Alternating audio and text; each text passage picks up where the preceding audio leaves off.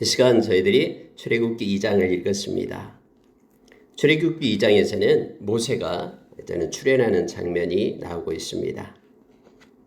여러분, 야곱이 70명의 그런 자기의 족속을 데리고 애굽으로 들어간 후 400년이 지날 때 이제 하나님께서는 하나님의 때가 되니까 말씀을 하시고 말씀을 성취하신 그런 성취하실 하나님께서 이제 모세를 그 땅에 보내고 있는 걸 보게 됩니다.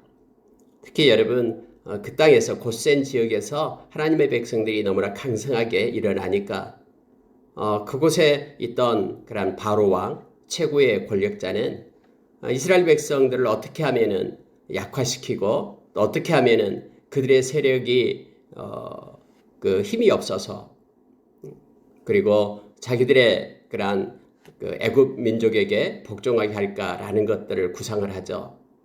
그래서 여러 가지 노역을 시키기 시작합니다. 특히 남자아이가 태어날 때는 다 죽이게끔 그렇게 했던 것을 우리 너무나 잘 압니다. 근데 여러분 이제 2장에 보니까 바로 레위 가족 중 한 사람이 가서 레위 여자에게 장가들어 이렇게 되어 있죠.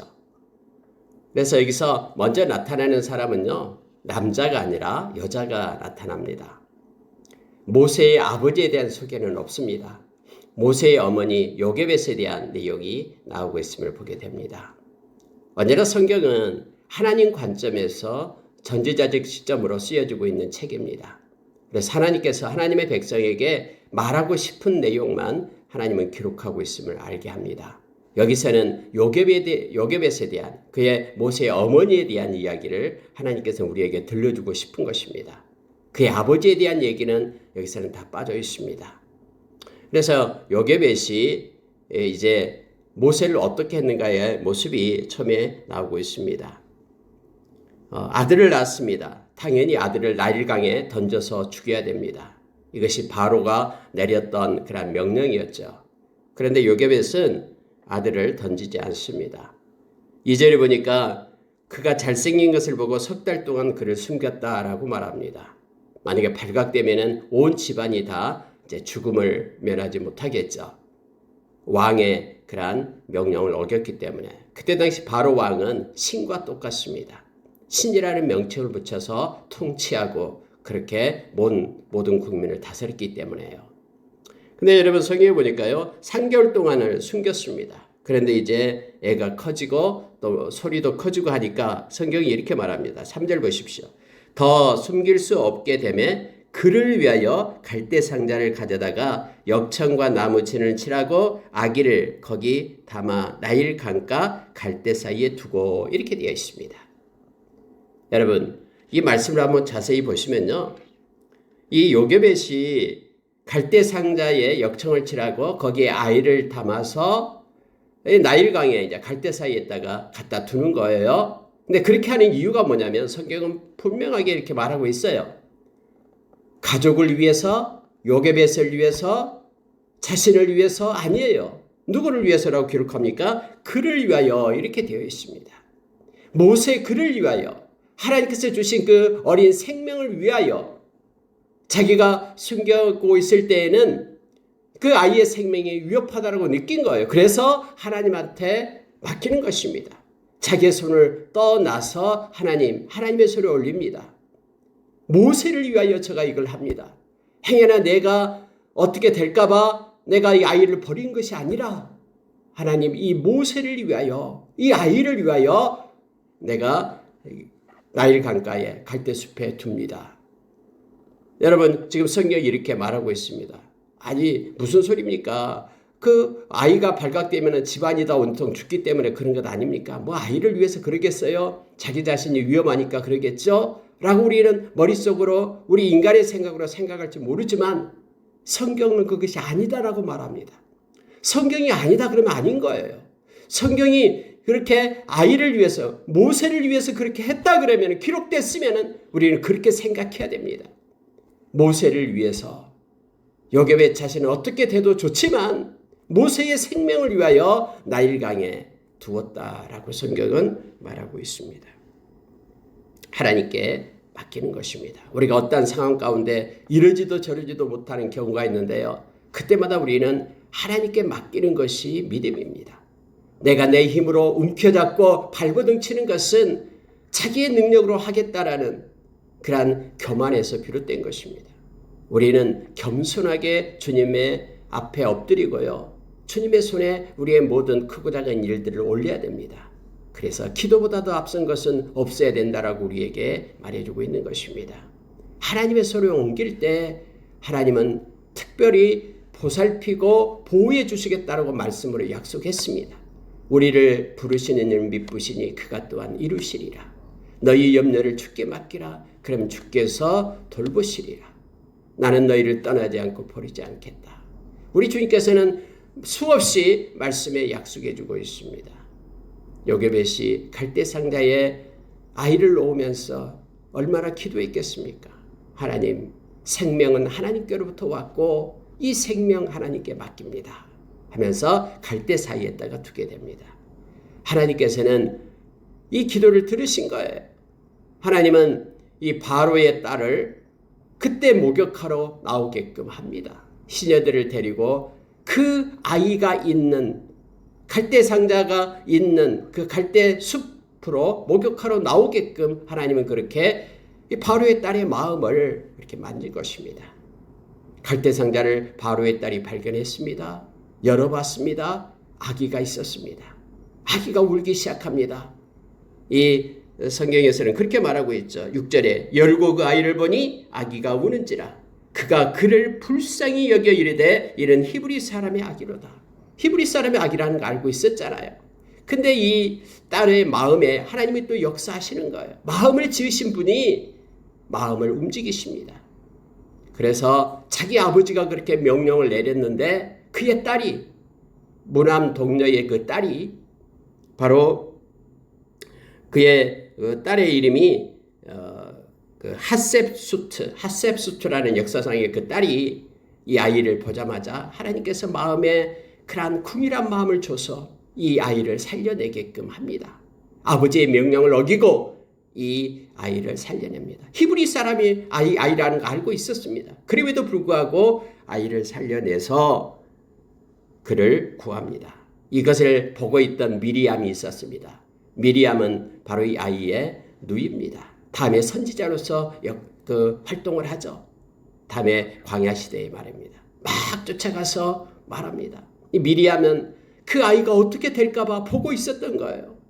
어떻게 될까. 그래서 그 바로의 딸에게 말합니다. 유모를 제가 불러다 드릴까요? 그랬더니 그렇게 하라고 말합니다. 그의 어머니 요게벳에게 달려와 가지고 바로 데리고 옵니다. 그의 어머니를요. 그때 여러분 성경의 9절에 이렇게 기록되어 있죠. 바로의 딸이 그에게 이르되 이 아기를 데려다가 나를 위하여 젖을 먹이라.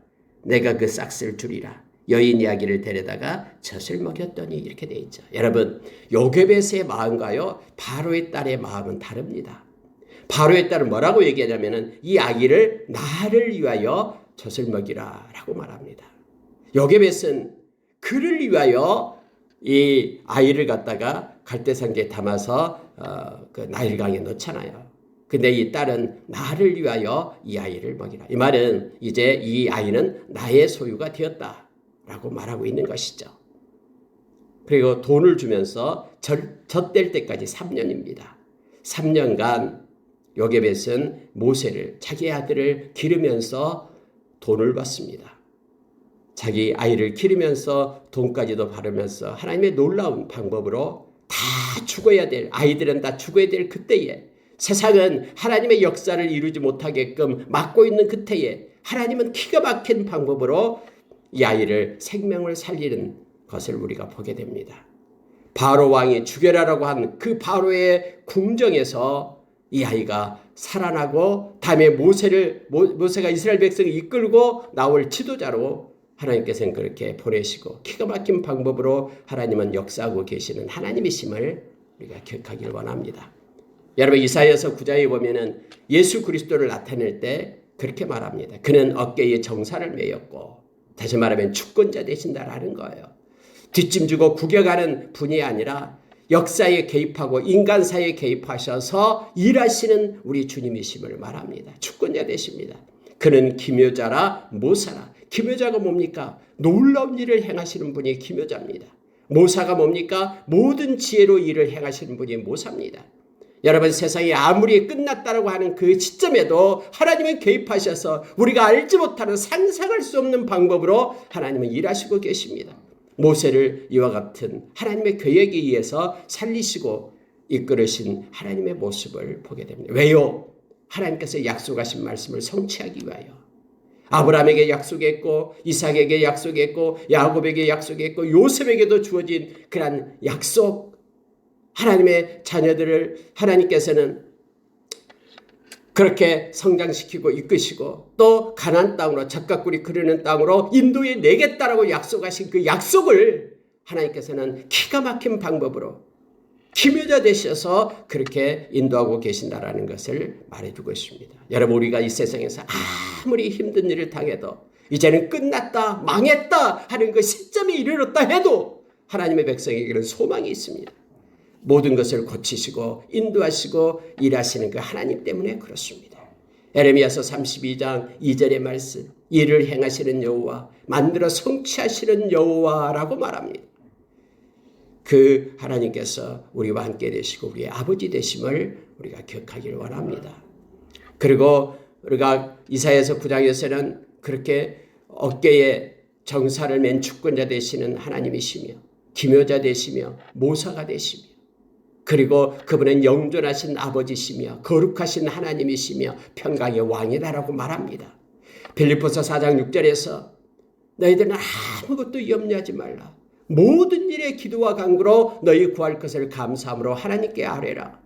그리하면 모든 지각에 뛰어난 하나님의 평강이 그리스도 예수 안에서 너희 마음과 생각을 지키시리라 라고 말씀을 하십니다.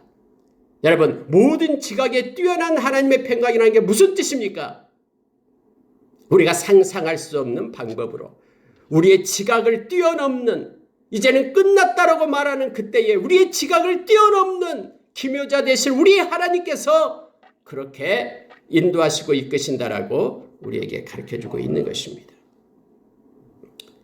그래서 우리는 아무리 힘들고 마음이 아파도요, 주님께 맡기기만 하면은, 이 요괴배처럼 그 아이를 주님의 손에 올리기만 하면은 주님의 평강과 기쁨으로 우리의 마음과 우리의 생각을 지키시며 인도하신다라는 것을 성경 우리에게 가르쳐 줍니다. 하나님께 맡겨놓고 찾아오지 마십시오. 오늘은 하나님께 다 맡겼다가 내일은 또 하나님 그거 주십시오. 제가 찾아서 제가 알아서 하겠습니다 하고 가지고 오지 마십시오. 성경에 시편 37편 5절에서 6절 7절에 보면 너의 길을 여호와께 맡기라라고 말합니다. 그러면 그가 지도하시리라 라고 말합니다. 정오의 빛처럼 우리를 세워서 이루시겠다라고 말합니다. 인생이 내 거라고 찾아오지 마십시오. 하나님의 손에 맡기고 하나님을 의지하는 것이 믿음임을 잠언서 29장 25절에서 가르쳐줍니다. 사람을 두려워하면 올무에 걸리지만 하나님을 의지하는 자는 안전하리라 라고 우리에게 말합니다. 세상에는 어디도 세이프 존이 없습니다. 안전지대가 없습니다. 세이프 존이 없어요. 오직 하나님이 함께하는 곳이 안전한 곳이고 하나님을 의지하는 자가 안전한 곳에 거하게 됩니다. 여러분, 이렇게 돼서요, 이제 모세가 바로 그 궁에서 살게 됩니다. 40살이 될 때까지 그곳에서 자라게 되었다고 말합니다. 그의 아들이 되었다라고 성경은 말하고 있습니다. 이름을 모세다 이렇게 지었습니다. 물론 여러분, 이것은 바로의 딸이 지은 이름입니다. 물에서 건져냈다라는 거예요. 다음에 이 이름대로 그 죄악의 물 가운데 노예의 어려운 상황 가운데 있던 이스라엘 백성을 모세가 건져냅니다. 건져내서 이제는 젖과 꿀이 흐르는 땅으로 그를 인도하는 지도자가 되었음을 우리는 너무나 잘 압니다.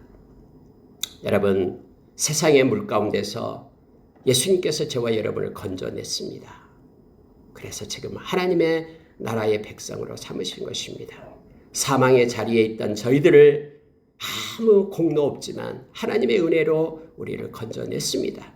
그래서 생명의 자리로 옮기신 분이 우리 주님이십니다. 고린도후서 5장 21절에서 아무 흠이 없는 예수님께서 우리의 죄가 되어서 그 죄값, 우리의 죄값을 십자가에서 치르시고 예수의 의를 우리에게 입혀서 하나님의 의가 되게끔 하셔서 하나님의 자녀가 되게끔 그렇게 하셨습니다. 이 구원의 감격이 있는 사람은 우리 주님을 바라보고 감사하며 기뻐하며 주님의 제자로 어디로 인도하든지 따르는 자가 됨을 우리는 알고 있습니다. 오늘 또 우리는 예수의 제자로서 주님을 닮아가는 자로서 우리가 서기를 원합니다. 모세가 장성했습니다. 여러분 11절 보십시오. 한 번은 자기 형제들에게 나가서 그들이 고되게 노동하는 것을 보더니 어떤 애굽 사람이 히브리 사람과 자기 형제를 치는 것을 본지라. 40살에 되어서 이제 장성했습니다. 그 왕궁에서 여러 가지 교육을 받고 무술도 익히고 했겠죠.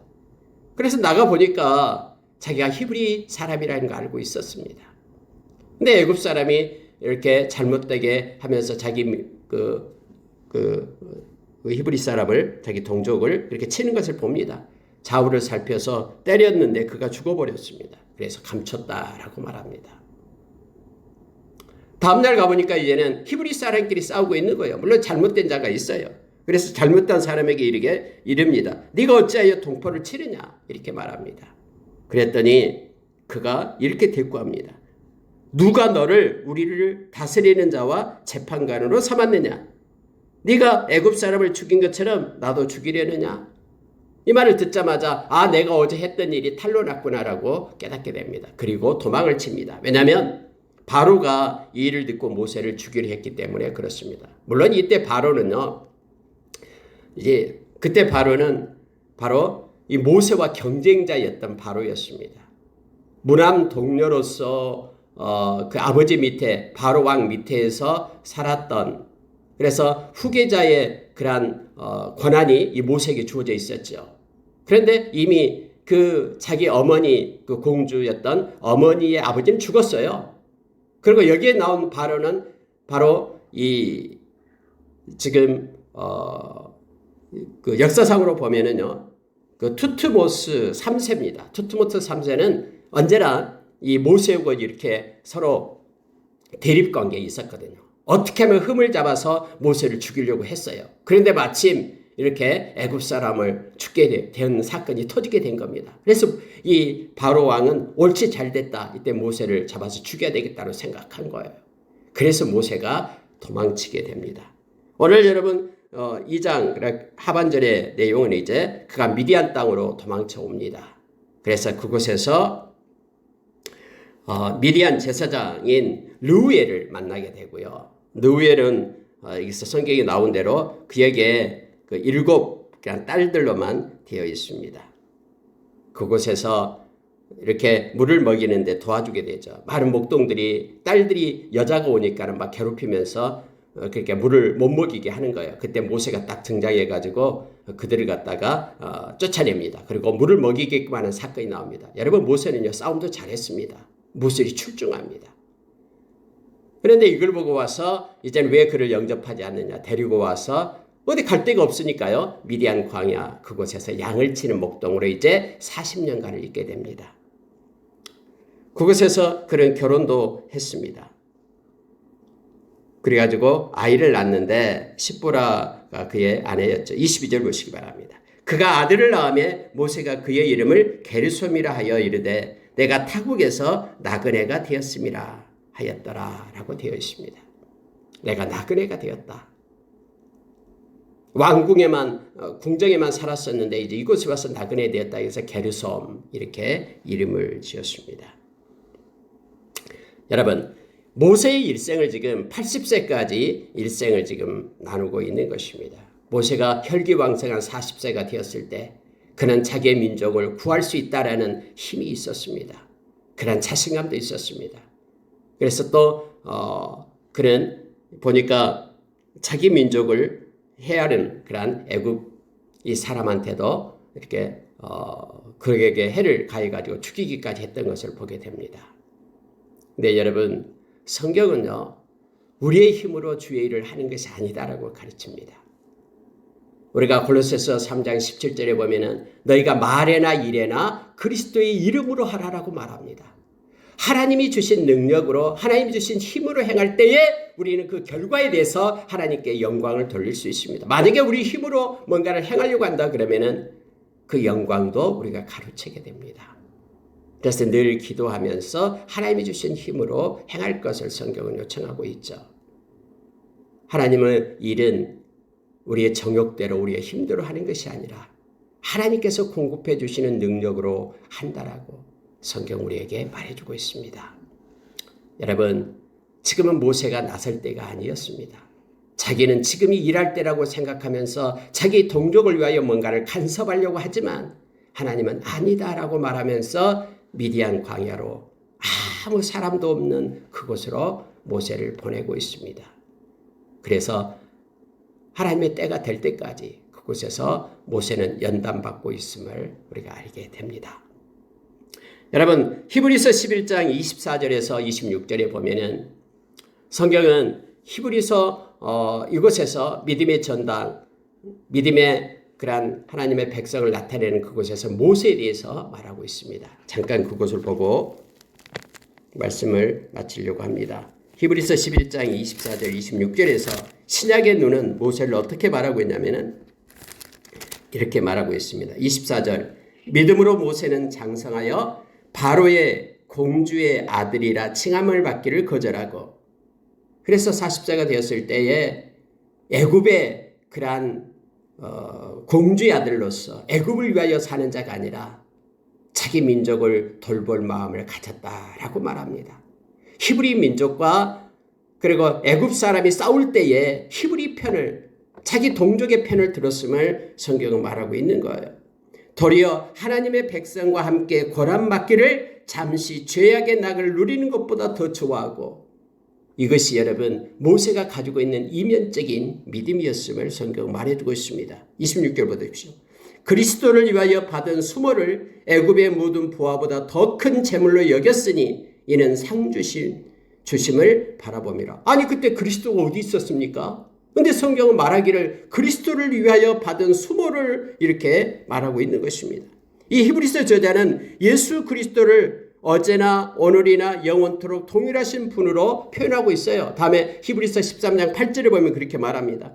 따라서 모세가 있었을 때도 예수님이 계셨다라고 지금 히브리서 저자는 말하고 있는 거예요. 그래서 그리스도는 신약시대뿐만 아니라 구약시대에도 하나님의 백성들과 함께 하셨다는 그러한 관점을 가지고 이 히브리서를 쓰고 있는 것입니다. 그래서 모세가 하나님의 백성과 함께 고난받는 것을 그리스도를 위하여 고난받는 것으로 이해하면서 이 히브리서를 쓰고 있는 것을 보게 됩니다. 실제적으로 여러분 구약에 여호와의 사자, 사람으로 현현해서 나타나신 분이 제2위의 하나님이신 그런 예수님이심을 성경 말해주고 있죠. 다음에 여러분 광야 시대에도 그가 광야에서 반석에서 그 백성들이 물을 먹었다라는 것을 다음에 고린도전서 10장에서는 그 반석이 바로 예수 그리스도라고 우리에게 가르쳐주고 있는 것이죠. 여러분 어떻게 생각하면 이 모세는요 이 일 안 해도 됩니다. 모세는 자기 혼자 호의호식하며 잘 먹고 잘 살 수 있었습니다. 왕자로서 무남 동료의 딸 그런 공주의 아들이었기 때문에요. 충분히 부를 누리면서 살 수 있어요. 그러나 그는 그리스도와 함께 고난받는 것을 가장 큰 보배로 여겼다라고 그는 말하고 있습니다. 이 세상에서 우리에게 주어진 것들은 잠깐인 것입니다. 디모데전서 6장 5절 이하에 보면 우리는 빈몸으로 이 땅에 왔고요. 우리는 빈몸으로 이 세상을 떠나게 됩니다. 그럼 이 세상에 있을 때 우리에게 공급되는 모든 것들은 그것이 물질이든 권세든 그것이 재능이든 그 어떤 것이든 하나님이 공급한 것입니다. 그리고 유효기간이 이 세상 끝나면 끝나는 것입니다. 그러나 우리가 요한일서 2장 15절에서 17절 말씀처럼 하나님의 뜻을 행하는 것은 하나님 앞에서 영원히 남는다라고 우리에게 말합니다. 그래서 너희들은 세상과 세상에 있는 것들을 사랑하지 말라라고 우리에게 가르칩니다. 바울은 디모데전서 6장 17절 이하에서 여러 가지 물질을 공급하는 그 물질의 소망을 두지 말고 물질을 공급하시는 하나님께 소망을 둬야지만이 우리에게 생명이 있다라고 가르쳐주고 있는 것입니다. 여러분, 모세는 이걸 알았습니다. 진짜 귀한 것이 뭔지를 알았다라고 지금 히브리서 주자는 11장에서 말하고 있습니다. 언제나 구약은요, 신약의 눈으로 구약을 봐야 됩니다. 신약의 말씀을 가지고 구약을 봐야 됩니다. 모세는 그래서 편안하게 사는 것보다는 내 민족과 함께 고난받는 길을 택한 거예요. 그래서 나와서 이러한 일을 행한 것이고요. 이것 때문에 그 궁정을 떠나게 되고 미디안 광야에서 40년 동안 살게 되었음을 말하고 있습니다. 아무 힘이 없는 그때에 이제 여러분 3장에서는 하나님이 모세를 찾아옵니다. 그래서 하나님이 모세를 세웁니다. 자기의 힘으로 하려고 할 때는 아무것도 할 수 없었지만 그러나 하나님께서 찾아오셔서 하나님의 손에 붙들린 바 될 때 크고 놀라운 역사를 이루었음을 우리는 너무나 잘 압니다. 이제 바로 왕이 죽었습니다. 모세가 미디안에 있을 때예요. 이스라엘 백성이 혹독한 고난의 때가 시작됩니다. 그들이 이제는 하나님을 부르짖기 시작합니다. 언제나 하나님께서는 에스겔서 36장에서 하나님이 여러 가지 일을 계획해 놓았다 할지라도 반드시 너희들이 기도해야 될지니라라고 말합니다. 하나님은 우리가 기도할 때 이제 하나님의 계획은 움직이기 시작합니다. 그들이 고난받을 때 하나님 앞에 엎드려 하나님을 살려주세요. 말씀을 지켜주세요 하면서 긍휼을 베풀어 달라고 이제는 기도하기 시작하는 장면이 23절부터 25절에 나오고 있습니다. 이걸 보고 하나님께서는 이제는 기억하시고 말씀을 기억하시고 하나님의 손이 움직이셨다라고 성경 말해주면서 우리로 하여금 기도할 때 하나님은 일하시고 우리의 기도를 가지고 하나님의 역사하심을 다시 한번 깨닫게 합니다. 마지막 때는 그래서 기도하는 자가 필요합니다. 하나님 앞에 엎드려 새벽을 깨우는 자가 필요합니다. 하나님 앞에 엎드려 혼자 조용히 한적한 곳에서 밤이 맞도록 하나님 앞에 기도하는 하나님의 백성이 필요합니다. 그들의 기도를 통해서 하나님은 일하시고 역사하시고 또 하나님의 말씀을 성취해 내실 것입니다. 오늘 하루도 우리와 함께 하시는 하나님과 동행하는 하루가 되기를 원합니다. 기도보다 앞서지 않는 우리가 되기를 원합니다. 기도하겠습니다.